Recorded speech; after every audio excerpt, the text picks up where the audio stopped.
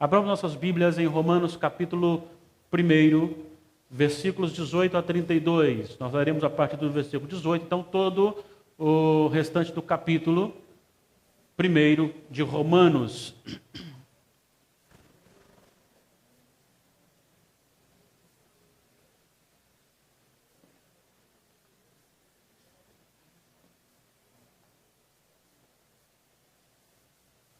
Assim está escrito. Romanos capítulo 1, versículo 18 ao 32. A ira de Deus se revela do céu contra toda a impiedade e perversão dos homens que detêm a verdade pela injustiça, porquanto o que de Deus se pode conhecer é manifesto entre eles, porque Deus lhes manifestou. Porque os atributos invisíveis de Deus, assim o seu eterno poder, como também a sua própria divindade, claramente se reconhecem desde o princípio do mundo, sendo percebidos por meio das coisas que foram criadas. Tais homens são por isso indesculpáveis. Porquanto, tendo conhecimento de Deus, não o glorificaram como Deus, nem lhe deram graças. Antes, se tornaram nulos em seus próprios raciocínios, obscurecendo-se-lhes o coração insensato. Inculcando-se por sábios, tornaram-se loucos e mudaram a glória de Deus, do Deus incorruptível, em semelhança da imagem do homem corruptível, bem como de aves, quadrúpedes e répteis. Por isso Deus entregou tais homens à imundícia pelas concupiscências de seu próprio coração, para desonrarem o seu corpo entre si, pois eles mudaram a verdade de Deus em mentira, adorando e servindo a criatura em lugar do Criador, o qual é bendito eternamente. Amém. Por causa disso, os entregou Deus às paixões ou a paixões infames, porque até as mulheres mudaram o modo natural de suas relações íntimas por outro contrário à natureza. Semelhantemente, os homens também, deixando o contato natural da mulher, se inflamaram mutuamente em sua sensualidade, cometendo torpeza homens com homens, e recebendo em si mesmos a merecida punição do seu erro. E por haverem desprezado o conhecimento de Deus, o próprio Deus os entregou a uma disposição mental reprovável para praticarem coisas inconvenientes, cheios de toda injustiça, malícia, avareza e maldade, possuídos de inveja, homicídio, contenda, dolo e malignidade, sendo difamadores, caluniadores, aborrecidos de Deus, insolentes, soberbos, presunçosos, inventores de males, desobedientes aos pais, insensatos, pérfidos, sem afeição natural e sem misericórdia. Ora, conhecendo eles a sentença de Deus de que são passíveis de morte os que tais coisas praticam, não somente as fazem, mas também aprovam os que assim procedem. Que o Senhor da palavra nos ilumine, nos abençoe e nos faça compreender e nos edifique com a sua palavra para vivermos a vontade dele. Amém. Eu quero nesta noite, trabalhando esse texto com os irmãos, enfatizar justamente a afirmativa de que nenhum ato humano e nenhum homem ou nenhum ser humano tem capacidade de alcançar a salvação e todos são culpáveis perante Deus. Para a gente entender o que Paulo está escrevendo, precisamos entender o sentido pleno da epístola. Essa epístola é dirigida à igreja que estava em Roma, a igreja romana, e ali Paulo está tratando da pecaminosidade do homem, da incapacidade do homem de salvação e promovendo então a glória de Deus ao manifestar a salvação somente pela fé, pela graça de Deus. Na epístola aos Romanos, que aqui está então sendo discutida, é uma epístola em que Paulo traz com muita força, ele evidencia claramente o estado do ser humano a graça de Deus, mas também a justiça de Deus. Quando nós olhamos aqui para o texto lido, nós vamos encontrar aqui alguns princípios básicos para provar à igreja de Roma e a todos os leitores, tanto ali de Roma como os outros, como nós aqui hoje, que todo o homem, ele tem por necessidade de cultuar a Deus, não o faz, mas este homem é, por isso, culpável ou culpado diante das afirmações de Deus. E é isso que nós vamos descrever aqui de uma forma talvez até um pouco diferente do que eu faço nos meus sermões, tratando muito mais agora de uma exposição do assunto para a igreja, do que estava sendo tratado, e depois, então, a gente colocar para o nosso coração aquilo que Deus tem nos falado. Paulo apresenta aqui no versículo 18, ele está fazendo uma afirmação muito séria e preocupante para um coração corrupto. Ele está fazendo uma afirmação que muitas pessoas não gostam de ouvir, ou seja, ninguém gosta de ouvir. Ele diz que a ira de Deus se revela do céu contra toda impiedade e perversão dos homens que detêm a verdade pela injustiça. Paulo aqui está tratando de ira não no contexto de que Deus tem crises, e ele fica nervoso, não, ele está tratando aqui que Deus é aquele que efetuará um juízo, e este juízo alcançará toda a humanidade. Esse juízo de Deus, ele é mostrado dentro de uma cobrança diante de um pecado que então anteriormente está no coração do homem, e que este pecado tem que ser cobrado, alguém tem que pagar por ele.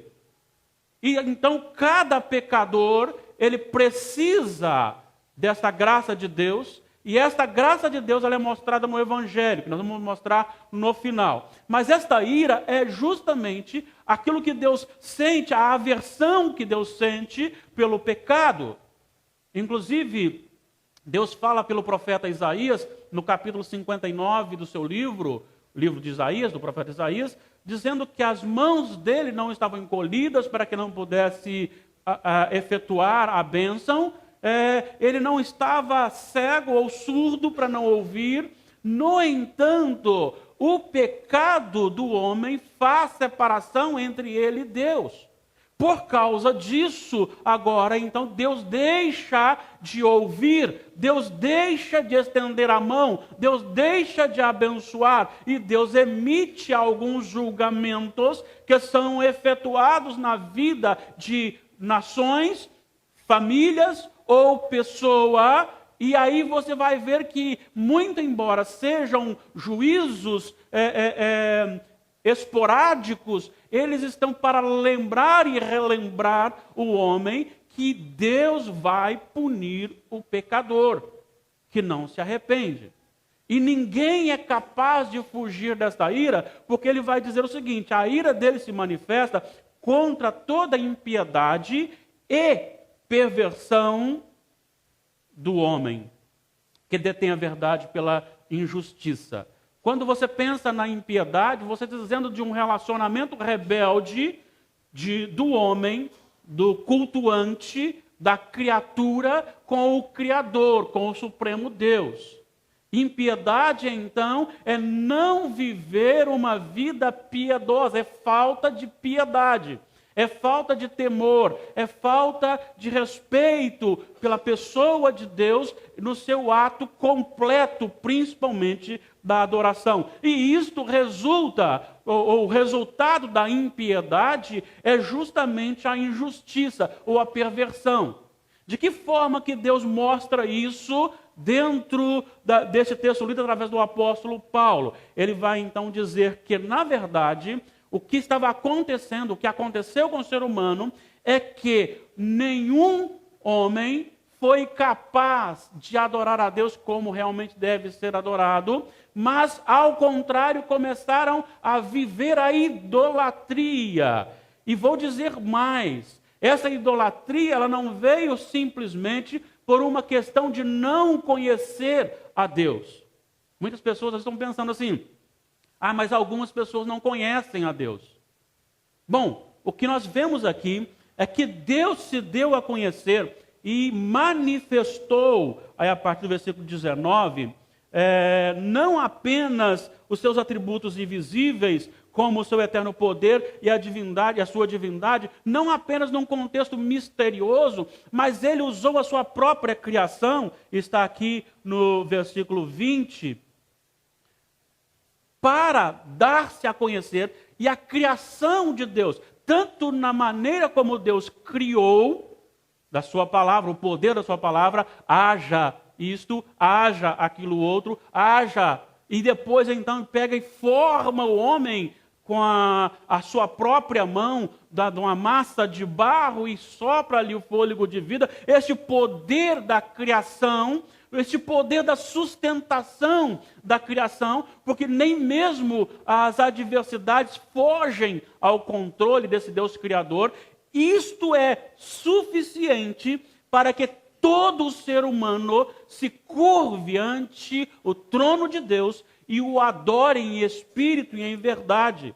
Ele vai dizer aqui no versículo 21, porquanto, tendo conhecimento de Deus, voltando agora ao versículo 20, no seu final, tais homens são por isso indesculpáveis.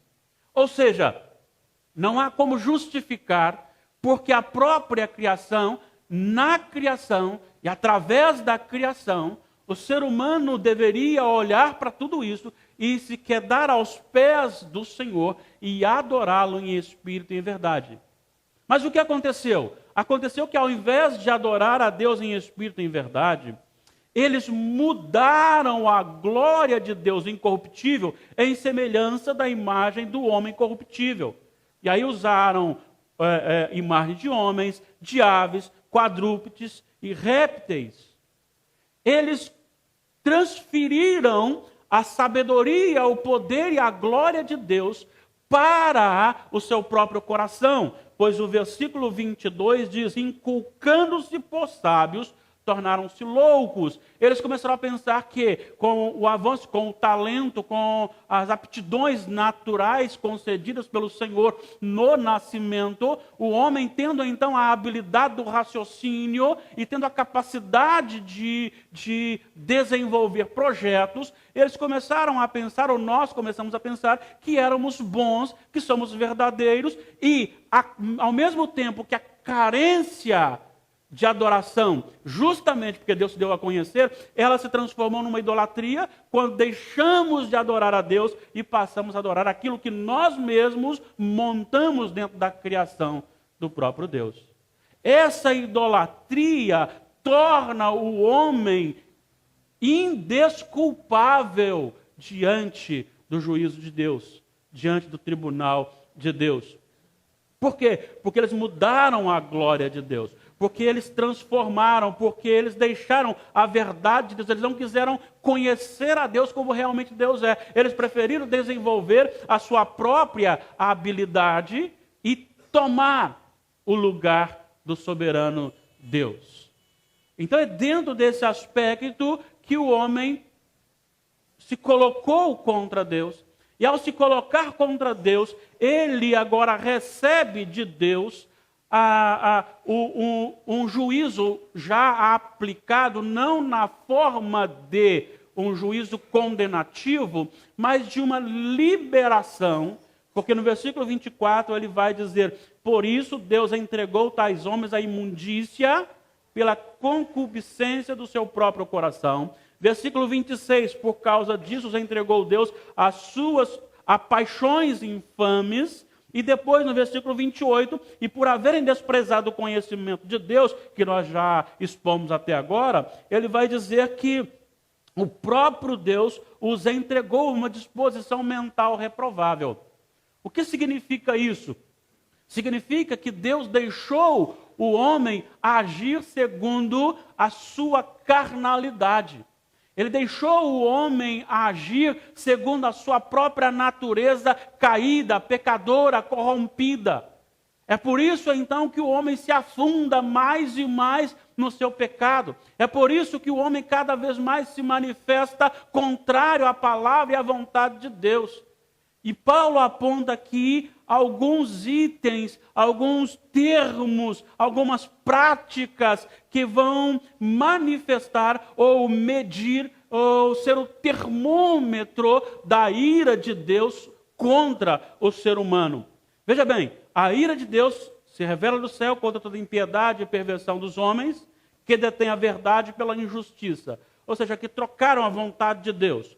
Por isso, Deus os entregou. Versículos 24 a 27, ele vai tratar da seguinte expressão: Deus entrega o ser humano à imundícia pelas concupiscências do seu próprio coração, pelas paixões infames, e isto resulta na multiplicação da homossexualidade. É isso que está escrito aqui. O avanço, o crescimento da homossexualidade, ele está para mostrar ao ser humano e mostrar ao povo que Deus está irado com o povo, porque Deus a entregou, deixou, é vergonhoso tal ato. No entanto, o que deveria ser vergonhoso se tornou normal, porque o coração corrompido do homem, a imundícia do seu coração totalmente corrompido, passa a ver todas essas ações como atos normais. Ele vai dizer no versículo 26, porque até as mulheres mudaram o modo natural de suas relações íntimas por outro contrário à natureza, e também, semelhantemente, os homens, deixando o contato natural da mulher, se inflamaram mutuamente em sua sensualidade, cometendo torpeza homens com homens, e recebendo em si mesmo a merecida punição do seu erro. E talvez uma das punições que nós vemos é a AIDS, contraída justamente por este ato pecaminoso. É justamente para dizer, olha, Deus está deixando o homem agir segundo a sua própria paixão, segundo a sua própria vontade. Por aí você mede a carnalidade do ser humano.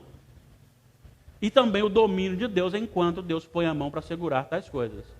Talvez você esteja a falar assim, pastor, então tá bem, porque eu não sou homossexual. O outro que é. Mas segura um pouquinho.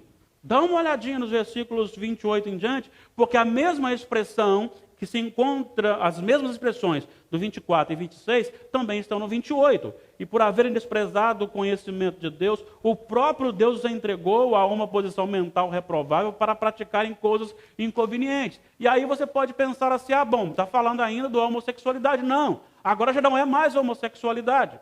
Agora ele vai descrever uma lista de 21 atitudes ou condições que o ser humano se encontra e se afunda para mostrar a disposição desprezível do coração do homem sem Jesus. E ele começa com a palavra injustiça. E ele chega a dizer justamente cheios de toda injustiça. O que é uma injustiça? É deixar de dar a outro o que lhe é devido. Mas também ele fala da malícia, que também pode ser traduzido no seu original como impiedade, que aponta para o agente do mal. São atos maliciosos, desenfreados, empenhados por prejudicar o próximo. Então, quando está falando aí de malícia, você tem esse conceito. Avareza, amor ao dinheiro, ou ganância. Maldade também pode ser traduzido por depravação, perversão da mente, que manifesta desejos íntimos e em atos explícitos. Esse é o grande problema, não é simplesmente o ato, mas o que leva a fazer, e essa maldade, essa depravação é justamente isto. O meu ato, ele vai comprovar que o meu coração está sujo. Inveja, ele vai dizer que os invejosos fazem parte também dessa manifestação da carnalidade, dessa abundância da carnalidade. Homicídio, não precisa nem discutir. Contenda ou rivalidade, que também pode ser traduzido inclusive como motim, como rebelião, como insubmissão às autoridades. Dolo ou engano também tem uma visão bastante conhecida por todos nós, porque nós vemos isso muito nos noticiários, quando diz o seguinte: esse crime é doloso, ou seja, alguém que sai premeditando fazer.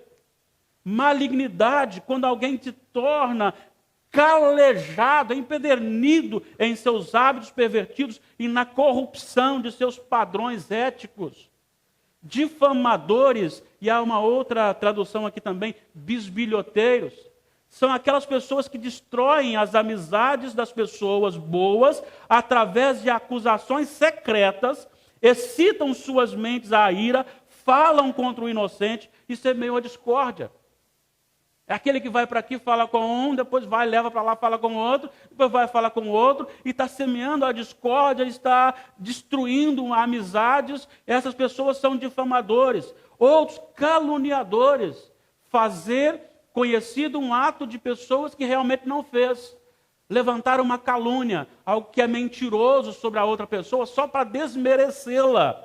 Aborrecidos de Deus, e aqui aborrecidos de Deus é literalmente odiadores de Deus, inimigos de Deus, insolentes ou maléficos, que se comportam de um modo desrespeitoso. E aí você vê nos saques, latrocínios, incêndio, bruxaria, tudo está envolvido nesse contexto.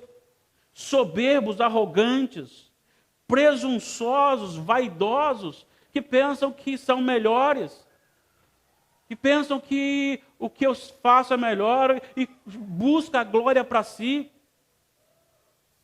Inventores de males, aqueles que destroem os vínculos da sociedade com um mau procedimento, que não há sinceridade, não há constância na fé, desobedientes aos pais. Perdeu-se isso hoje. O pai falar e o pai não falar é a mesma coisa. Insensatos, ou seja, sem juízo, sem entendimento. Pérfidos, ou seja, traidores, desleais, sem afeição natural, aqueles que têm o contexto da criação familiar e mesmo assim não leva isso em consideração. Sem misericórdia, é aquele que age sem olhar para a pessoa e sem buscar para a pessoa e a pessoa para um arrependimento, para uma mudança. Então, quando você olha essa descrição, tanto a homossexualidade está condenada por Deus, como todo ser humano está condenado, porque quem de nós nunca praticou tais coisas? Quando nós olhamos para isso, ficamos então emudecidos diante da manifestação da ira de Deus sobre todas as pessoas que tais atos praticam.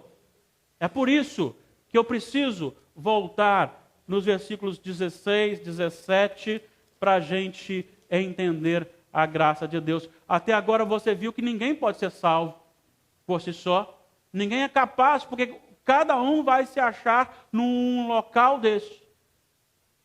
E aí então Paulo vai dizer nos versículos 16 e 17, que antecedem o texto lido: pois não me envergonho do evangelho, porque é o poder de Deus para a salvação de todo aquele que crê, primeiro do judeu e também do grego. Visto que a justiça de Deus se revela no evangelho de fé em fé, como está escrito: o justo viverá por fé.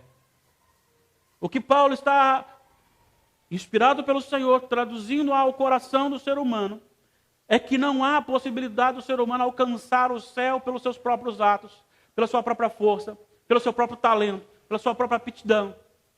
Ele pode ser especialista numa guitarra, num contrabaixo, numa bateria, na voz para assolar. Ele pode ser especialista para cantar, ele pode ser especialista para pregar, ele pode ser especialista em doar as coisas, em fazer as coisas. Se ele não se arrepender dos seus pecados, se ele não nascer de novo e viver simplesmente na dependência do evangelho, ele não pode ir ao céu. Ele é digno da ira de Deus. O evangelho é o poder transformador. Então você pode até pensar assim: então eu posso praticar tais coisas e ir ao céu? Não, para o céu não, você não pode, porque ele é o poder transformador. É por isso que no capítulo 5, logo à frente da mesma epístola, você encontra Paulo fazendo a seguinte afirmação: justificados, pois, mediante a fé, temos paz com Deus, por meio de nosso Senhor Jesus Cristo. Só Jesus pode garantir acesso ao Pai. Ele disse: eu sou o caminho, a verdade e a vida, ninguém vem ao Pai senão por mim. Só Jesus pode dar a salvação, só Jesus pode me tornar justo, porque este Jesus que nós estamos falando e pregamos não é um Jesus materialista, não é um Jesus que faz um trabalho pela metade, é um Jesus que realmente foi lá e cobriu plenamente as exigências legais de Deus para o pecador arrependido. Muito embora para expressar o grande amor de Deus, há uma música que diz que se preciso fosse, eu voltaria a morrer na cruz. Eu discordo dessa expressão. Eu sei que está querendo dizer isso sobre o amor de Deus, mas não há possibilidade, porque o sacrifício de Cristo é perfeito. Não há possibilidade dele voltar a morrer na cruz, não há possibilidade dele se levantar do trono e voltar a ser homem, não há, porque Cristo é perfeito, e isto é que justifica, é isto que me tira da ira de Deus, é isso que me liberta da homossexualidade, é isto que me liberta das 21 expressões aqui traduzidas. É isso que me liberta de mim mesmo, é isso que me traz para o trono de Deus, é isso que transforma o meu coração, é isso que me dá novo coração, novamente, porque nós vamos para 2 Coríntios, ou 1 Coríntios, ele vai dizer que nós temos a mente de Cristo, não é mais a nossa mente, capítulo 2, primeira epístola de Paulo aos Coríntios, pois quem conheceu a mente do Senhor, que eu possa instruir, nós, porém, temos a mente de Cristo. Só o Evangelho pode fazer isto. Só o Evangelho pode tirar aquela mente suja, pervertida, depravada, e colocar ali a mente de Cristo. É por isso que segunda Epístola de Paulo aos Coríntios, capítulo 5, versículo 17, Paulo vai dizer assim: se alguém está em Cristo, é nova criatura. As coisas antigas já passaram, e eis que se fizeram novas. O poder de Deus, ele é transformador. O poder de Deus é capaz de derrotar toda depravação do homem, quando Deus o escolhe e o Espírito Santo invade o seu coração. E o Espírito Santo transforma a sua vida. E agora eu passo a ter nojo da prática do pecado. Agora eu passo a ter repulsa do velho homem. Agora, quando eu caio, quando eu peco, algo extraordinário acontece no meu coração, porque o Espírito Santo manifesta esse pecado, traz esse pecado à minha mente e o compara com a mente de Deus, com a santidade de Deus, e eu, envergonhado, tenho que me prostrar, tenho que confessar e tenho que abandonar, porque sou agora uma nova criatura. Só o poder de Deus no Evangelho, só o Evangelho, só Jesus pode fazer isto.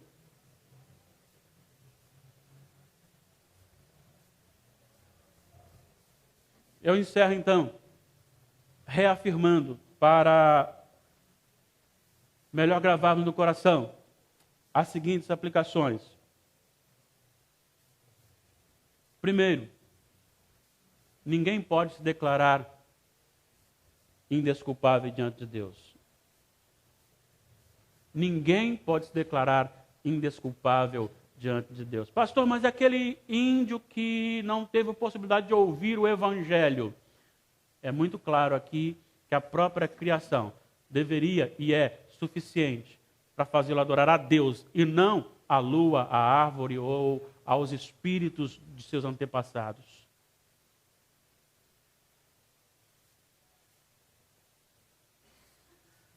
Mas e aquele que... Não há justificativa. A palavra é clara. Tais homens são, por isso, indesculpáveis.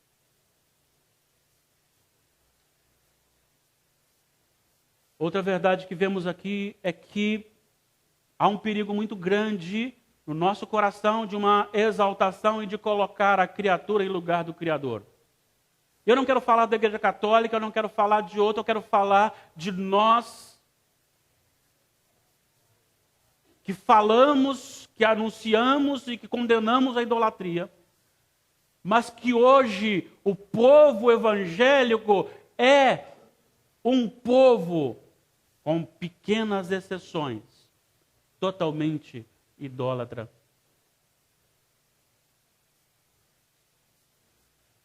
Quando eu vejo ouço, não na minha casa, não no meu contexto, mas ouvindo de alguém, a música sertaneja atual, que é um lixo,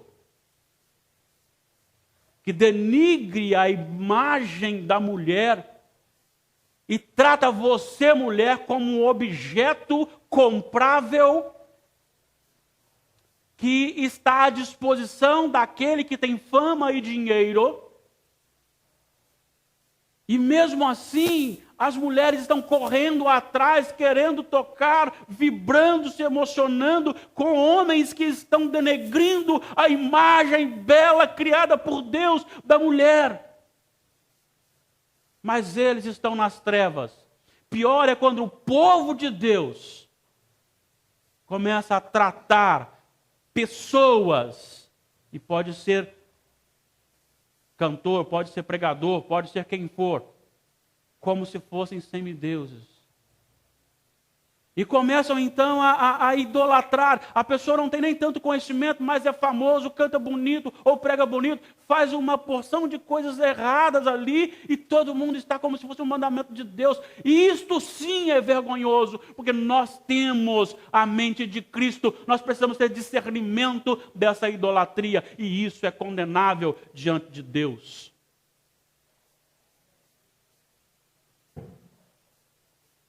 Outra que nós encontramos aqui é que não são só os homossexuais que são a prática do homossexual que é condenável, mas tudo aquilo que nós citamos como injustiça, malícia, avareza, maldade, inveja, homicídio, contenda, dolo, malignidade, difamadores, caluniadores, aborrecidos de Deus ou inimigos de Deus, insolentes, soberbos, presunçosos, inventores de males, desobedientes aos pais, insensatos, pérfidos, sem afeição natural e sem misericórdia, também estão inseridos neste meio.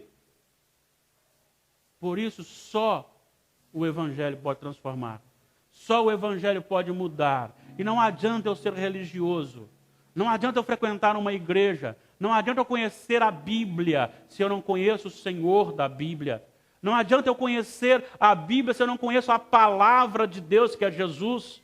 Eu não estou dizendo aqui de palavra escrita, eu estou dizendo do verbo que se encarnou. No princípio era o verbo, e o verbo estava com Deus, e o verbo era Deus.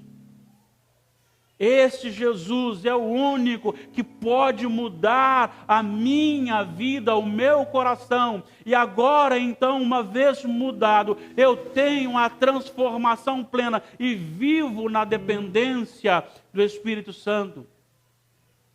Isto me dá duas posições interessantes. A primeira, a necessidade de proclamar o Evangelho, a necessidade de falar desse amor de Deus, desse Evangelho transformador. Para vidas que ainda estão na ignorância, para vidas que ainda estão endurecidas, pois não sei quais são os eleitos de Deus. Então isso me faz, uma vez que Deus manifestou a sua glória na minha vida, me salvando como eu era, pela sua graça e só pela sua graça, diante de tudo que já descrevemos aqui. Eu preciso que outro também entenda isso. Pelo menos ouça isso. E esta noite, não sei como está o seu coração, não sei como você é, não sei como você está diante de Deus. Talvez você já ouviu falar de Deus, mas ainda não recebeu essa transformação. Eu quero dizer para você justamente isso. Este poder do Evangelho, este poder da salvação, este poder que transforma, que justifica. Mas além da pregação, essa transformação na minha vida, este Evangelho poderoso, me leva também a condenar o erro, a corrigir aqueles que estão perto de mim, independentemente do que pensam ou deixam de pensar. Eu não posso, como cristão, sabendo, conhecendo que esses atos são atos de pessoas que não estão em Cristo, pelo contrário, são entregues às suas próprias paixões. Eu não posso deixar que tais pessoas continuem sem admoestação, sem correção, mesmo que isso me tire a popularidade.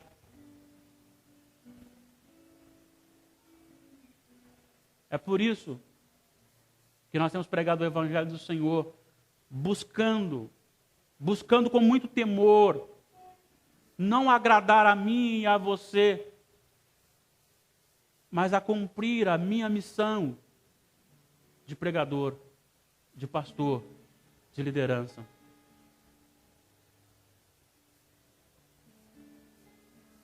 Uma vida transformada abomina o pecado. Uma vida transformada prega a palavra. Uma vida transformada admoesta o irmão. Eu encerro citando o autor aos Hebreus, quando ele diz: e não deixemos de congregar-nos, como é costume de alguns. Antes façamos admoestações, quanto mais vezes que o dia se aproxima. É zelar um pelo outro. É chegar para o irmão e dizer assim: irmão, nós estamos caminhando para o final. Seja firme. Caminhe nas pisadas do Mestre. Siga as marcas de Cristo. Irmão, você está fazendo algo que não compete ao cristão. Volte para Cristo. Irmão, você está ausente da comunhão. Volte para Cristo. Irmão, você está assumindo uma postura de que está fora do padrão cristão. Volte para o padrão. O meu desejo é que você tenha entendido a palavra de Deus assim como Ele colocou no meu coração. Eu não sei transmitir como deveria transmitir. Por isso, a total dependência que o Espírito Santo transforme o seu coração e a sua vida. Pois nós, com os nossos atos, e por eles, seremos julgados no último dia. Deus abençoe o seu coração. Renove a sua vida. E lhe dê disposição para viver doravante, inteiramente para o Senhor. Como filho de Deus. Transformado pelo poder do Evangelho. Justificado pela fé mediante Jesus. Como nova criatura que você está em Deus. Deus abençoe. Amém.